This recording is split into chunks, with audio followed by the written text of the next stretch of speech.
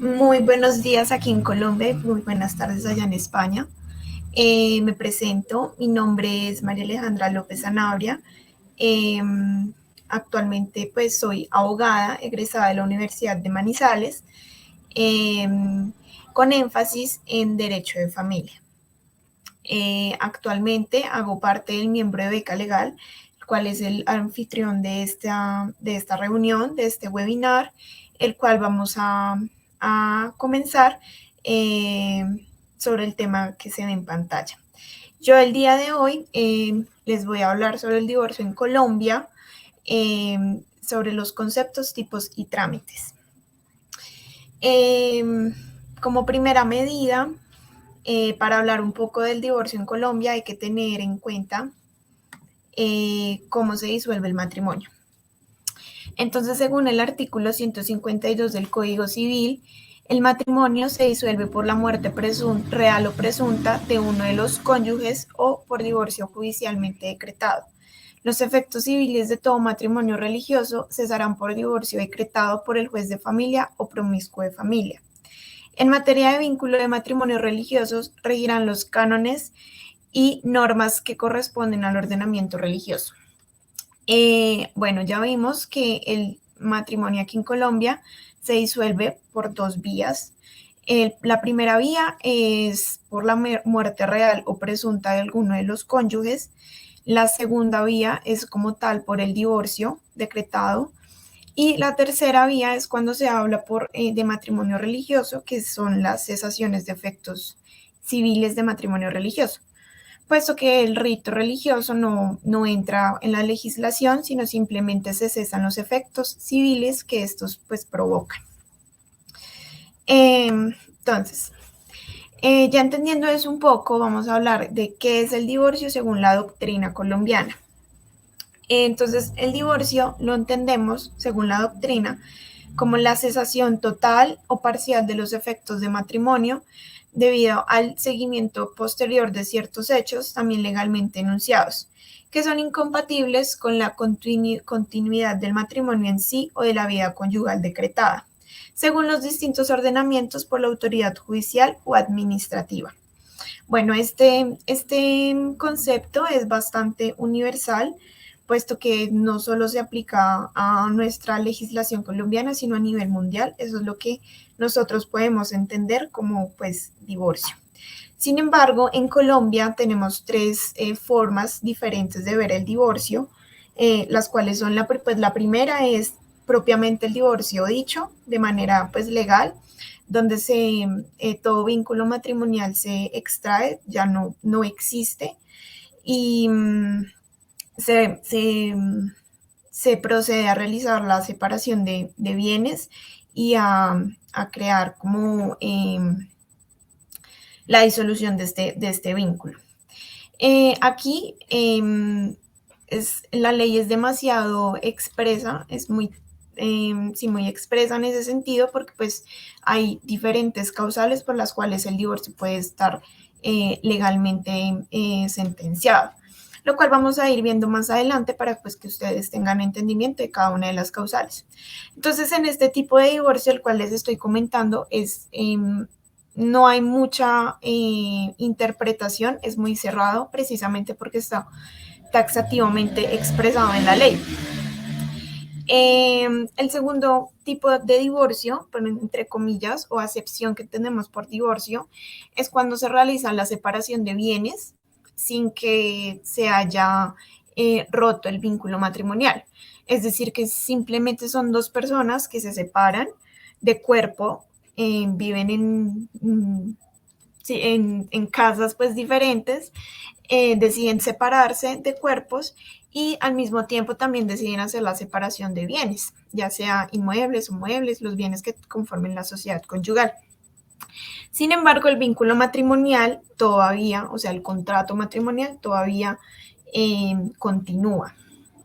En este tipo de separación no se puede, como no se puede ya alguno de los cónyuges casar nuevamente, precisamente porque todavía existe ese vínculo matrimonial. El tercero es el tercer tipo de acepción que reconocemos como divorcio aquí en Colombia, es cuando dos personas simplemente deciden separarse sin realmente organizar su situación financiera ni el vínculo matrimonial. Aquí obviamente tampoco se podrá hablar de un matrimonio con terceras personas, puesto que hasta que no se resuelva esta situación del vínculo matrimonial, no será posible de manera legal crear un vínculo matrimonial con otra persona. Bueno, aquí en Colombia tenemos dos tipos de procesos de divorcio como tal. El primero es el proceso ante la jurisdicción, eh, que es ante los estrados judiciales, donde el juez competente decreta el divorcio mediante sentencia. Y el otro proceso es ante notaría.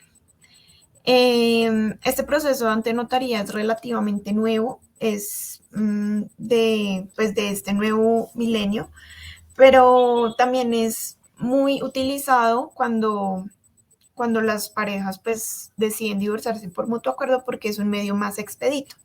Pero eso ya casi finalizando la presentación les voy a explicar. Como ustedes pueden ver, aquí hay unas flechitas donde yo les puse como diferentes criterios de divorcio. Entonces está el divorcio sanción, el divorcio remedio y el divorcio por mutuo acuerdo. Los tres tipos de criterios del divorcio se pueden dar por la jurisdicción, puesto que igual el juez de familia es el competente para conocer cualquier clase de divorcio. Sin embargo, solo se puede dar el divorcio por mutuo acuerdo ante notaría, el cual ya les dije que les voy a explicar un poco más adelante. Entonces vamos a hablar de estos criterios del divorcio.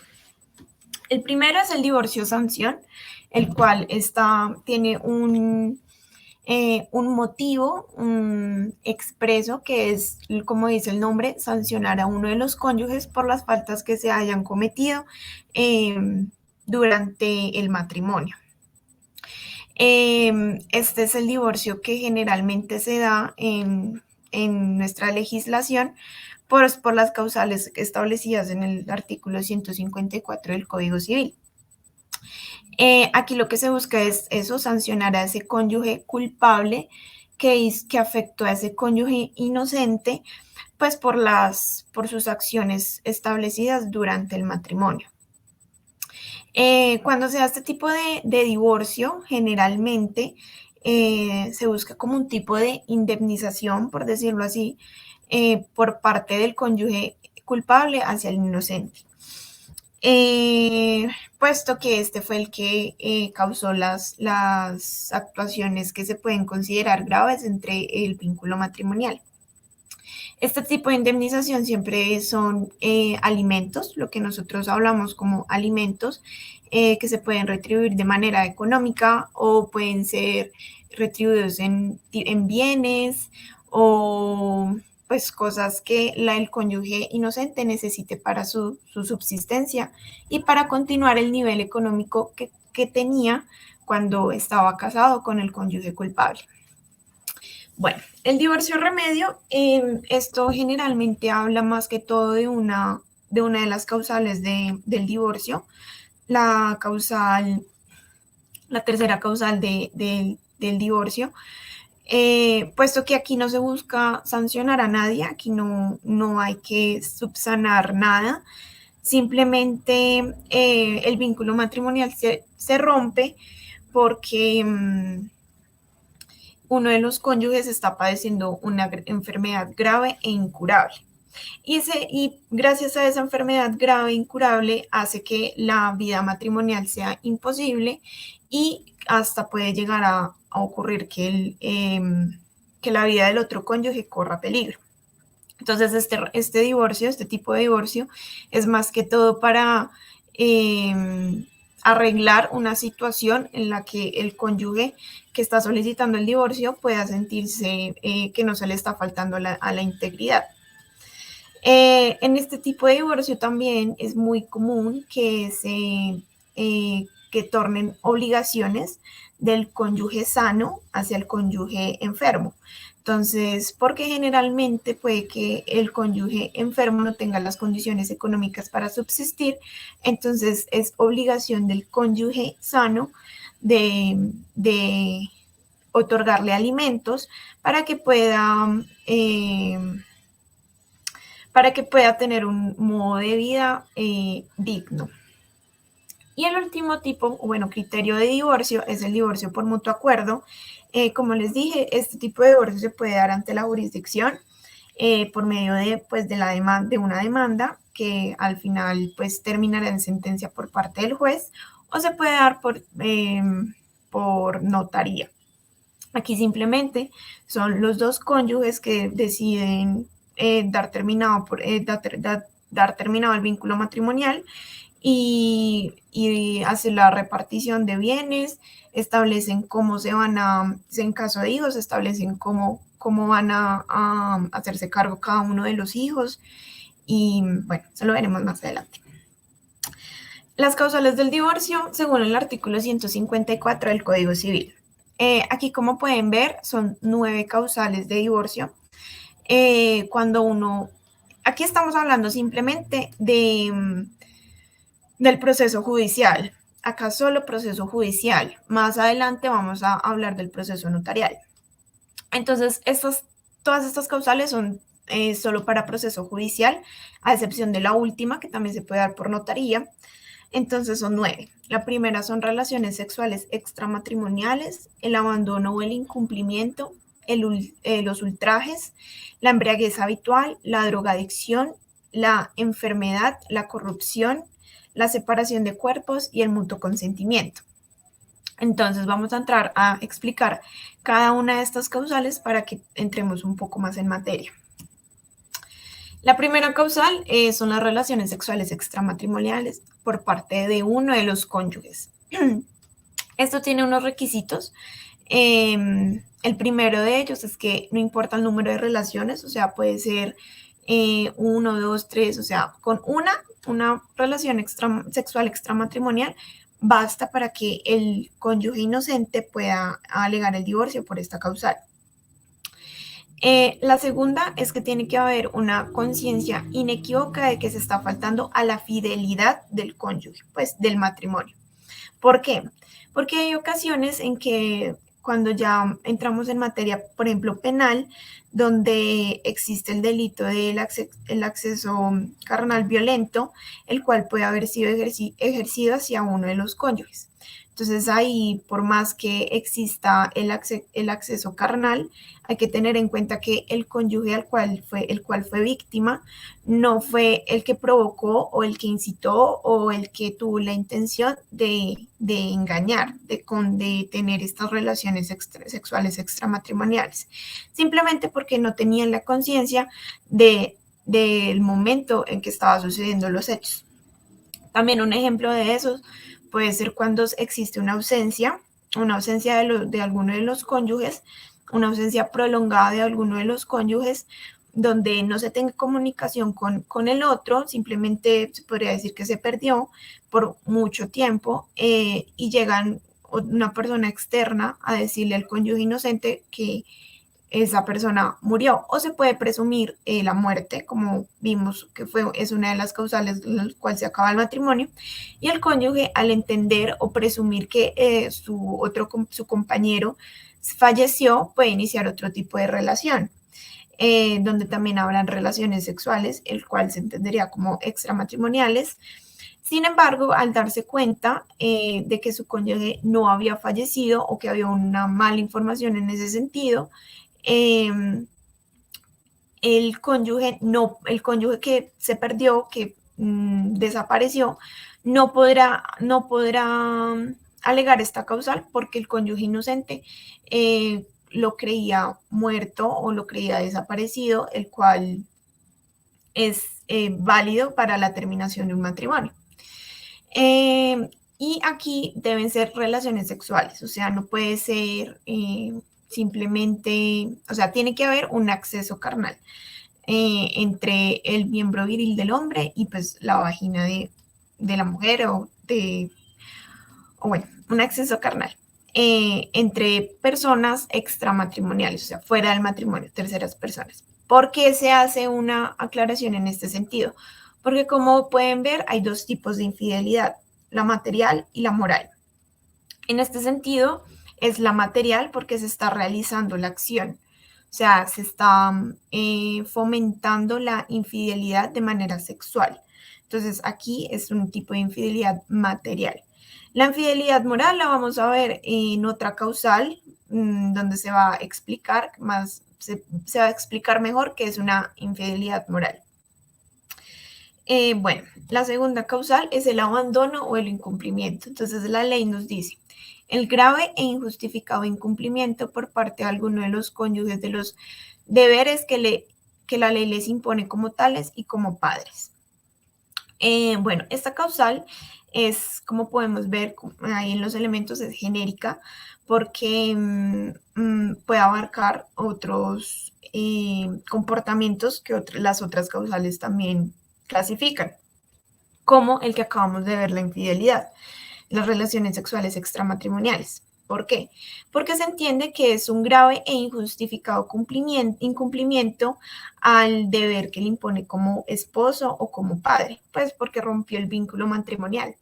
Entonces, en caso de que no se quiera alegar las relaciones extramatrimoniales como causal, se puede alegar por el abandono e el incumplimiento injustificado, grave e injustificado del cónyuge ante el deber del vínculo matrimonial. Tiene que cumplir estas dos primicias, que sea incumplimiento grave e injustificado para poder alegar esta causal. Y tiene que infringir las obligaciones matrimoniales, o sea, los deberes como esposo o como esposa y los deberes de padre. Se me olvidó decirles que la causal anterior tiene una caducidad de 1 año a partir del conocimiento de los hechos. Es decir, que si el cónyuge inocente se entera hoy que el cónyuge culpable le fue infiel, tiene tiene 1 año para decretar el divorcio o, bueno, solicitar el divorcio por la primera causal.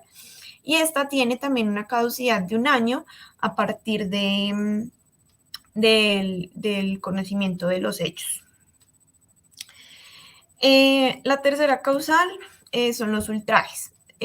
Los ultrajes, el trato cruel y el maltratamiento de obra.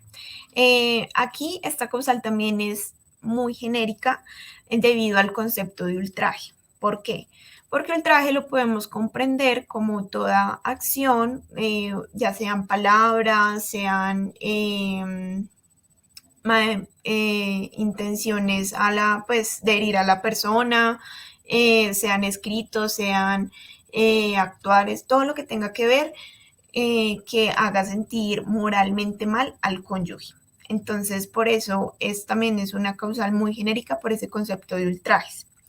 Aquí es donde hablamos de la infidelidad moral. Entonces, ¿qué es la infidelidad moral? La infidelidad moral es cuando la pareja tiene un tipo de relación extramatrimonial, no sexual, con otra persona. Entonces aquí podemos tener en cuenta como los coqueteos entre uno de los cónyuges con terceras personas, incluso las fotografías de alguna de las partes de su cuerpo donde no se vea, pues no sea moralmente ético pues en el vínculo matrimonial, todas esas acciones que hace que el cónyuge inocente se sienta moralmente vulnerado. El trato cruel es ya toda acción de hacer sentir mal, o sea, una violencia psicológica hacia la persona. Entonces, aquí vemos casos de violencia intrafamiliar, igual que el maltratamiento de obra, pero aquí ya es más físico. En el trato cruel simplemente son palabras, son manipulación psicológica para el cónyuge inocente, el cual hace que pues se sienta obviamente con un trato indigno. Y los maltratamientos de obra ya tienen que ver simplemente pues la violencia física. Entonces, cuando existe violencia intrafamiliar física entre los cónyuges y pues incluso hacia también los hijos. Esta causal también tiene una caducidad de 1 año a partir de la ocurrencia de los hechos. Esta es a partir de la ocurrencia. Y se puede alegar simplemente demostrando alguno de los elementos. No necesariamente tienen que ser los 3 al mismo tiempo, sino con uno de los elementos que tenga la causal, ya sea el ultraje, el trato cruel o el maltratamiento de obra, basta para poder alegar esta causal como solicitud de divorcio. La cuarta causal es la embriaguez habitual de uno de los cónyuges. Este tiene 2 elementos que, aunque parecen obvios, no son tan obvios, que es la embriaguez y la habitualidad. Entonces, ¿por qué digo que no es tan obvio? Porque la embriaguez se tiene que demostrar, depende de la persona, porque pues no es lo mismo una persona que tome, pues beba demasiado alcohol y no pase nada y su comportamiento sea normal, a una persona que puede digerir la misma cantidad de alcohol y su comportamiento sea inusual. Entonces, eso es lo que alega esta causal. El comportamiento derivado de la embriaguez debe alterar el comportamiento normal de la persona. O sea, la persona tiene que actuar de una manera poco coherente y poco razonable para que se pueda alegar esta causal. Y la habitualidad es que sea constante, de todos los días, día por medio, cada fin de semana, pero que sea constante y además que sea algo insoportable para el cónyuge inocente. Tienen que existir estos 2 elementos al mismo tiempo para que pueda alegarse esta causal, porque si existe uno y no el otro, pues la causal no va a prosperar. Lo que se busca probar con esta causal es la embriaguez, no el alcoholismo, porque pues si quisiéramos probar el alcoholismo ya tocaría ir a dictámenes periciales y pues que sean personas encargadas que sepan de si la persona es alcohólica o no. Aquí simplemente se tiene que mostrar la embriaguez y ya. Se puede hacer por cualquier medio probatorio, documental, testimonial, cualquiera. La quinta causal es la drogadicción. Es el uso habitual de sustancias alucinógenas o estupefacientes, salvo la prescripción médica. La ley dice que es el uso, pero también comprende el consumo. El uso es simplemente, digámoslo, como algo esporádico, pero que igual se vuelve algo molesto. Y el consumo ya es algo realmente diario y que es dependencia de la sustancia. Tiene que ser habitual también, tiene que ser todos los días o de una manera muy recurrida. Y la excepción es que no sea por prescripción médica. O sea, no puede ser que la persona lo esté utilizando para aliviar dolores o cosas que un médico certificado lo haya establecido para que esta causal prospere. Esta causal no prospera si existe una prescripción médica de por medio. La ley aquí no tiene a ciencia cierta porque esta causal existe, por decirlo así, sino simplemente se presume que existe porque la persona que consume es violenta, es agresiva y pues puede alterar obviamente el vínculo matrimonial y hasta poder correr peligro la vida del otro cónyuge. Es solo por la presunción de violencia. Listo, entonces la sexta es la enfermedad. Aquí la ley dice que toda enfermedad o anormalidad grave e incurable física o psíquica de uno de los cónyuges que ponga en peligro la salud mental o física del otro cónyuge e imposibilite la comunidad matrimonial. ¿Se acuerdan cuando yo les hablé de los criterios del divorcio? Estaba el divorcio remedio. Pues aquí el divorcio remedio es prácticamente esto, es esta causal, donde el cónyuge, aquí recuerden que no hay cónyuge culpable ni cónyuge inocente, simplemente uno de los cónyuges, el sano, vamos a ponerle como el cónyuge sano, eh, quiere terminar el matrimonio porque gracias a la enfermedad del otro cónyuge, la vida de él está corriendo un grave peligro.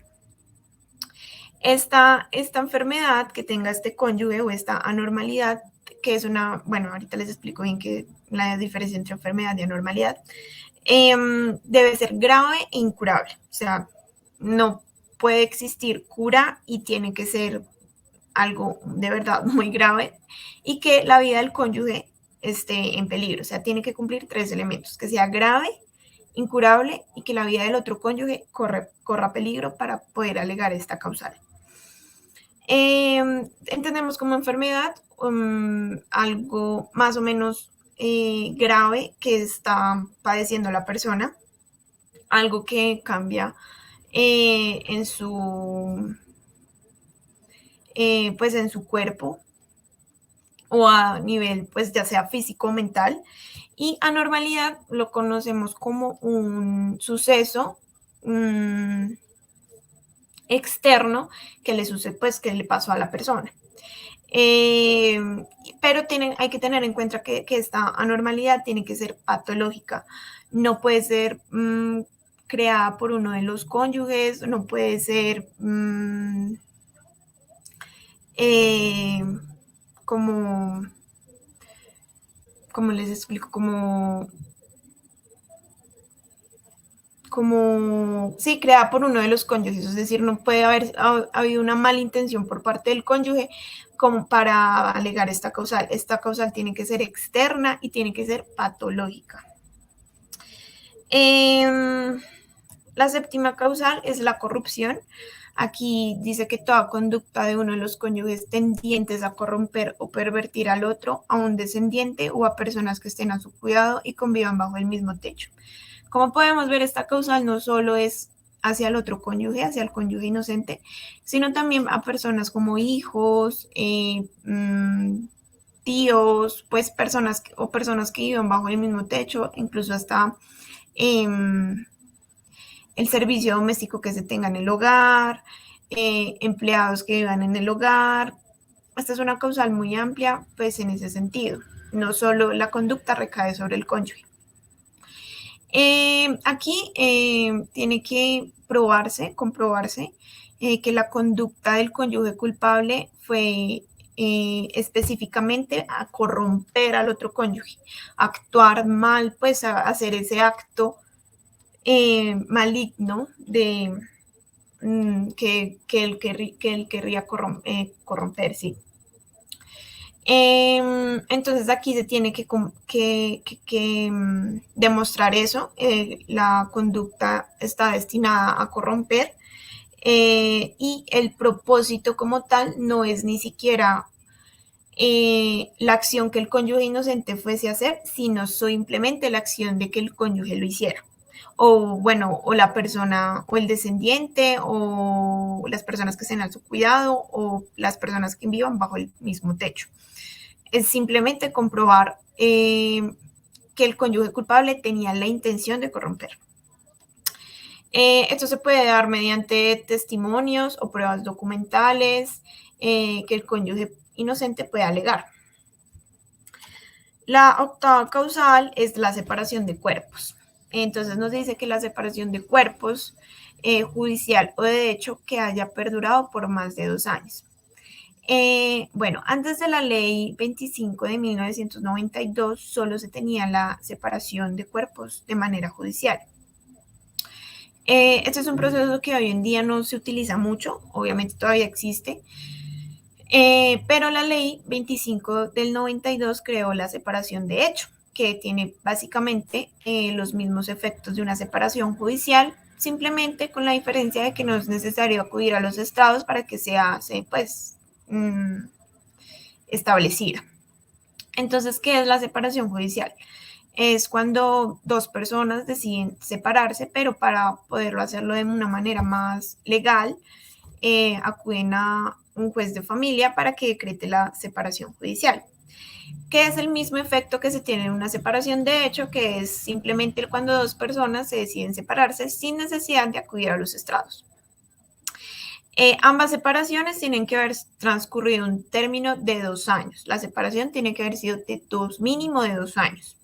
Y obviamente que no exista una reconciliación entre los cónyuges en ese término de 2 años porque se entiende como interrumpida ese término. Entonces, ¿cómo se cuentan estos 2 años? En la separación judicial, los 2 años empiezan a contar a partir de la sentencia cuando está debidamente ejecutoriada. A partir de ese momento empiezan a contar los 2 años, o sea, la sentencia ejecutoriada y cuentan los 2 años hacia adelante. Ya cuando hayan cumplido los 2 años, ahí sí pueden entrar a solicitar el divorcio por esta causal. En la separación de hecho es cuando ya la pareja, recuerde que en la separación de hecho no es necesaria sentencia.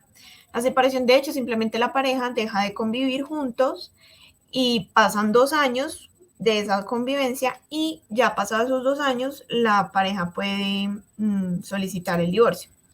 Acá no hay clasificación de cónyuge culpable o cónyuge inocente, porque, o bueno, pudo haberlo habido en su momento, pero en este caso no, porque pues digamos, si la separación en un primer momento se dio porque por las relaciones extramatrimoniales de uno de los cónyuges, o por los ultrajes, o por la violencia, ahí sí el cónyuge inocente debe alegar esa causal. Sin embargo, aquí hasta el cónyuge culpable puede alegar el matrimonio. Eso es decir, que esta causal es para ambos cónyuges, tanto como el culpable como para el inocente. Sin embargo, aquí no, pues no se da como esa clasificación, a menos de que haya una de las causales realmente graves, donde el cónyuge culpable le tenga que suministrar al cónyuge inocente alimentos. Este término también se puede, o sea, este término también lo podemos como mezclar. Por ejemplo, cuando hay una separación de hecho y solo hay un año, bueno, no, sí, solo hay un año cuando ellos se separan, cuando la pareja se separó, cuando los cónyuges se separaron y llevan un año de separados, y al momento de llevar el año de separados decidieron hacer la separación judicial. Entonces, al momento de hacer la separación judicial, ya se puede contar que ya llevan un año de separados y hay que esperar un año de la separación judicial para que se configuren los 2 años. Es decir, que ahí se puede mezclar los dos términos, tanto la separación judicial como la separación de hecho. Y la última causal es el mutuo consentimiento. Aquí es el consentimiento de ambos cónyuges manifestando ante el juez competente y reconocido por este mediante sentencia. Recuerden que este mutuo consentimiento, el cual estamos hablando en este momento, es simplemente judicial. Y ya más adelante vamos a ver que se realiza por notaría. Pero el judicial tiene ciertos requisitos especiales. Entonces, que aquí ambos cónyuges tienen que hacer en la demanda, pues obviamente todos estos trámites es mediante abogado. Entonces, ambos cónyuges se tienen que poner de acuerdo en la demanda y decir cómo se van a repartir los bienes, cómo quedará la liquidación, si hay hijos, entonces tienen que regular los alimentos, la custodia, la visita, también si uno de los cónyuges pues va a aportar alimentos al otro pues por voluntad propia. O sea, todos esos acuerdos que ellos dos realizaron los deben estipular en la demanda. Cuando ya se haya radicado la demanda y ya haya auto que admite y todo el proceso, al momento de la audiencia ambos cónyuges deben estar presentes. Si uno de los cónyuges faltase a la audiencia y no se justifica o no existe una causa justificada, entonces el proceso se da por terminado. Perdón. Bueno. Y en la sentencia ya el juez debe disponer y pues decir si está como de acuerdo a lo que ellos estipularon, si lo que ellos estipularon está bien conforme a la legislación, o si el juez pues puede decir como, digamos, que los alimentos pueden modificarse un poco. Bueno, en fin, en la sentencia es ya definitivamente cómo se define este divorcio en cuanto a los alimentos, en cuanto a la custodia, en cuanto a los hijos. Realmente es simplemente por los hijos. Bueno, ya como hablamos de las causales, de todas las causales en las cuales podemos incurrir para alegar el divorcio, para solicitar el divorcio, vamos a ver cómo son los requisitos para presentar el divorcio ante la jurisdicción. Este proceso, aparte de la demanda, debe obviamente al llegar algunos documentos, como son el registro civil de matrimonio, el registro civil de nacimiento de los hijos, si hubiese, el poder otorgado al abogado y los documentos, o sea, las pruebas que sustenten la causal del divorcio. En caso de que existan menores de edad, se deberá notificar al órgano competente de la protección de los mismos. Es decir, en este caso, en el caso pues acá en Colombia es el ICBF, o si no hay competencia de ICBF en donde se esté, una comisaría de familia. Este proceso tiene una reserva de 20 años, es decir que solo los cónyuges son quienes están autorizados a conocer el proceso, y después de ejecutoriada la sentencia, la reserva continúa durante 20 años más. Bueno, los efectos de la sentencia. Entonces, según el artículo 160 del Código Civil, nos dice que ejecutoriada la sentencia de que decreta el divorcio, queda disuelto el vínculo en el matrimonio civil y cesan los efectos civiles del matrimonio religioso. Asimismo, se disuelve la sociedad conyugal, pero subsisten los deberes y derechos de las partes respecto de los hijos comunes y, según el caso, los derechos y deberes alimentarios de los cónyuges entre sí. Entonces, la sentencia tiene 3 efectos. El primero es en cuanto a las personas, o sea, entre los cónyuges, los contrayentes. Aquí lo que les estaba comentando en toda la presentación es que a pesar de que ya no exista el vínculo matrimonial, hay ocasiones en donde todavía persisten las obligaciones entre cónyuges. Y eso se da cuando el cónyuge, hay un cónyuge culpable, el cual le debe devengar alimentos al cónyuge inocente por las diferentes situaciones que haya realizado para terminar el matrimonio, o cuando uno de los cónyuges tiene mejor sustento económico que el otro. Entonces, de este principio se parte porque no se puede alterar como la vida económica que se ha tenido durante el matrimonio, que los cónyuges han tenido el matrimonio, y después del divorcio, pues que uno tenga un mejor beneficio económico que el otro, sino que tiene que ser como si todavía el matrimonio continuara, o sea, en la parte económica. Entonces ahí uno de los cónyuges, el que tiene mejor sustento económico, debe también otorgarle alimentos al cónyuge que no lo tiene. Y esto también se da porque pues se entiende, la legislación entiende que las personas se casan primordialmente pues para mantener el vínculo matrimonial pues de por vida, o sea, no se casan porque se quieran divorciar. Entonces eso también ayuda a subsanar los daños que haya provocado uno de los cónyuges por el trauma que haya provocado al cónyuge inocente durante el divorcio. Y los efectos en cuanto a los hijos, lo que les estaba explicando, que son lo de la custodia, los alimentos, el régimen de visitas, cómo se va a hacer el cuidado personal de cada uno de ellos, eso tiene que estar estipulado en la sentencia. Y eso es uno de los efectos de la sentencia.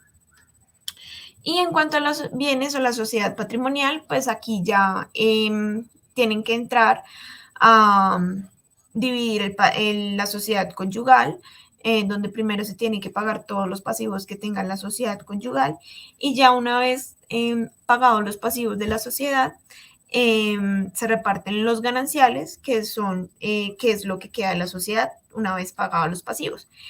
Hay que tener en cuenta que no importa, o sea, independientemente de las causales que existan, si hay un cónyuge culpable o un cónyuge inocente, no importa.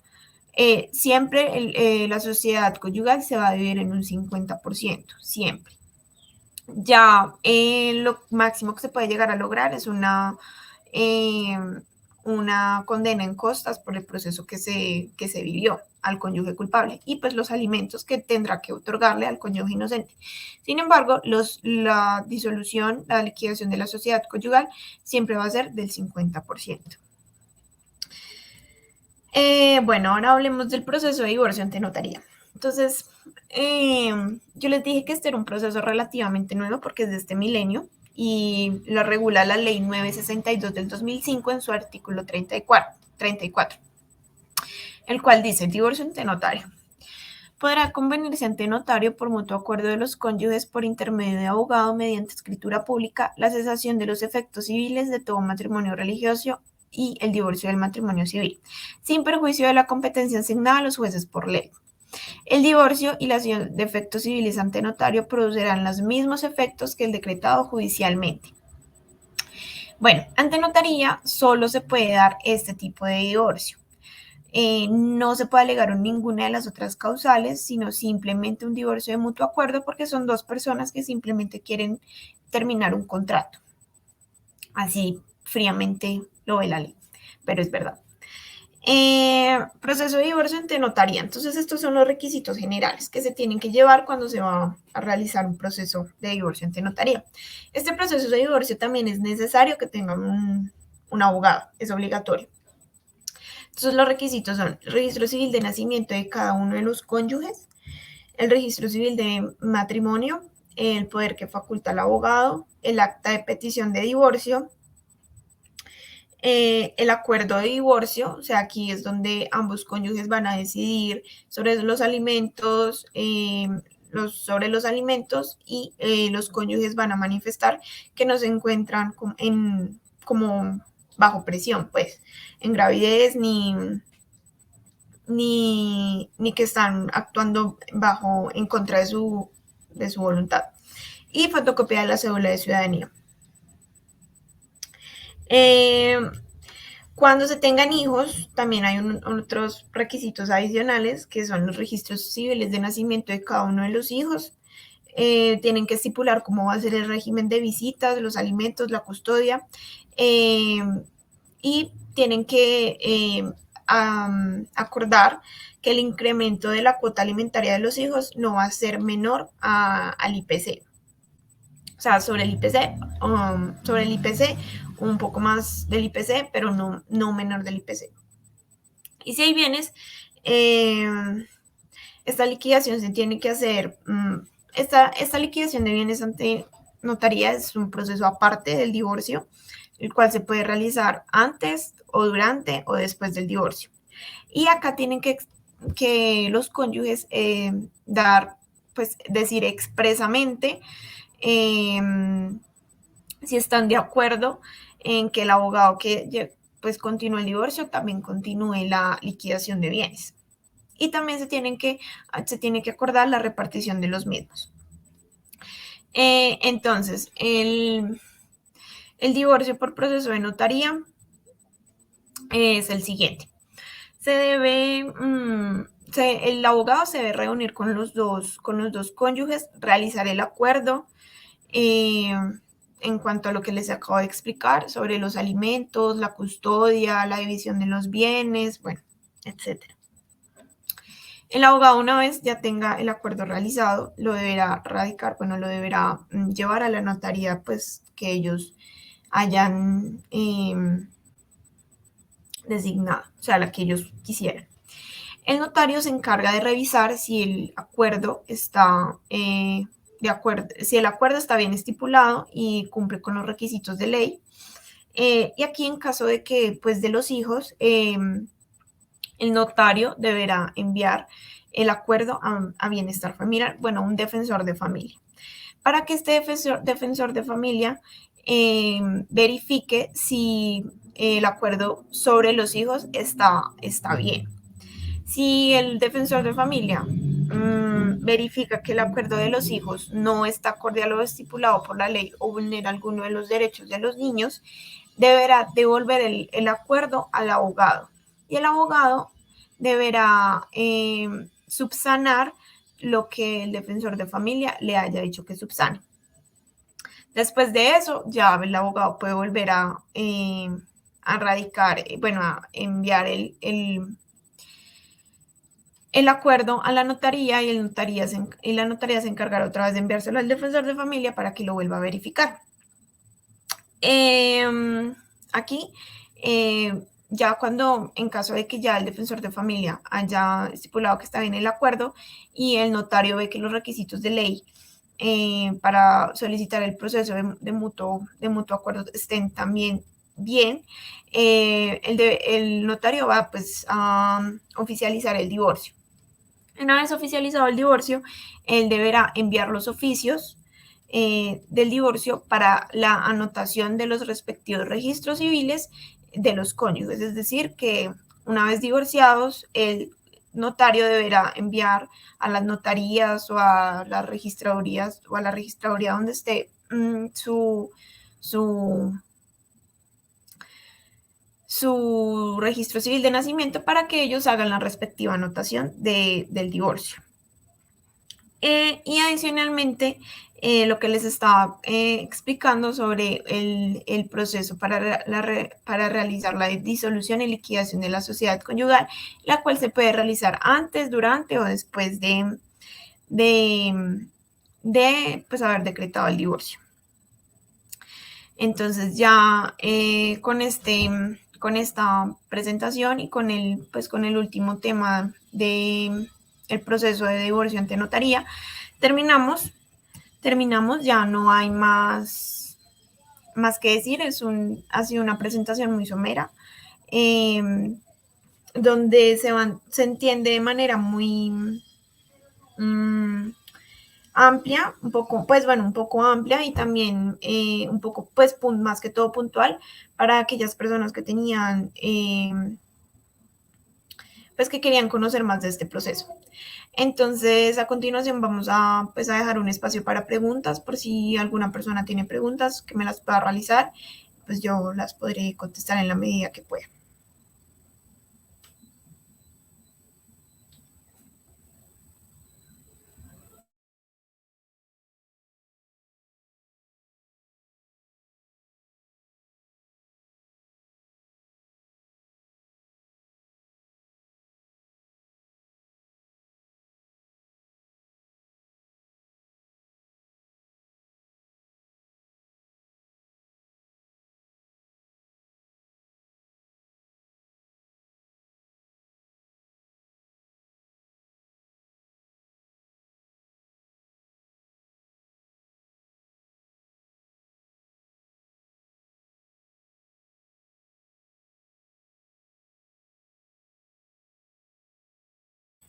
Bueno, espero que todo haya quedado muy claro. Igual, creo que queda la grabación por si alguna persona la quiere consultar más adelante. Muchas gracias a ustedes por haber estado presentes.